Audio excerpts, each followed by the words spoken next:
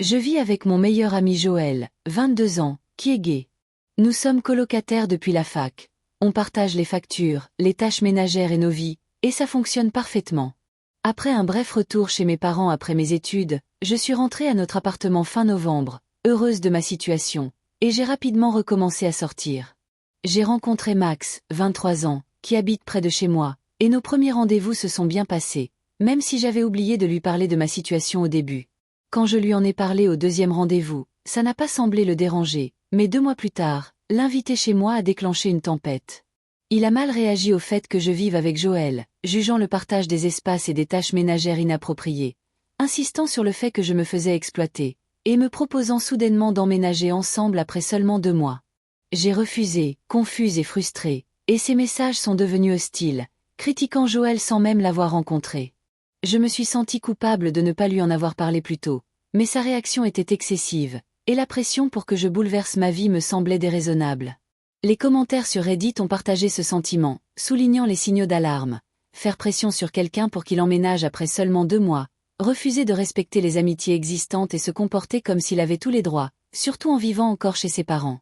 Max a même tenté de justifier son comportement par des suppositions sur l'orientation sexuelle de Joël, véhiculées par les réseaux sociaux. Mais je suis restée ferme, insistant sur le fait que mon amitié avec Joël était saine et ancienne. Une nuit, Max s'est présenté à ma porte à 2 heures du matin, exigeant une discussion. J'ai refusé d'entrer et j'ai mis fin à la relation, soulagée que Joël soit compréhensif et compréhensif. Le consensus au sein de la communauté était clair. Je n'étais pas la mauvaise personne et cette relation était un fardeau déguisé en amour. À l'inverse, la seconde histoire illustre une autre facette de l'amour.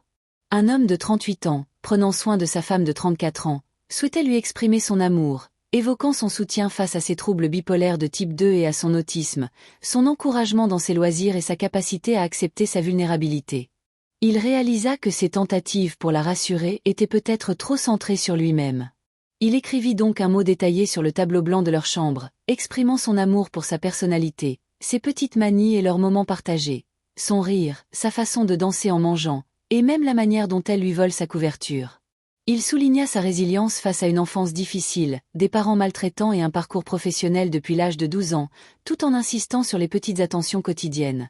Préparer le café, cuisiner ses plats préférés, faire le ménage, lui faire des massages, lui offrir des fleurs et célébrer ses victoires contre la maladie, notamment son ablation de l'utérus et sa guérison du cancer. Elle répondit avec émotion, avouant que le voir pleurer la faisait se sentir coupable malgré l'amour profond qu'elle lui portait, illustrant ainsi le subtil équilibre entre intimité émotionnelle et nuances culturelles, comme le concept philippin de « kilig », une excitation palpitante dans la poitrine que sa vulnérabilité interrompait temporairement. Pendant plusieurs jours, il continua de renforcer leur lien, multipliant les marques d'affection et réfléchissant à la manière dont il la soutient dans ses ambitions, ses études et sa famille.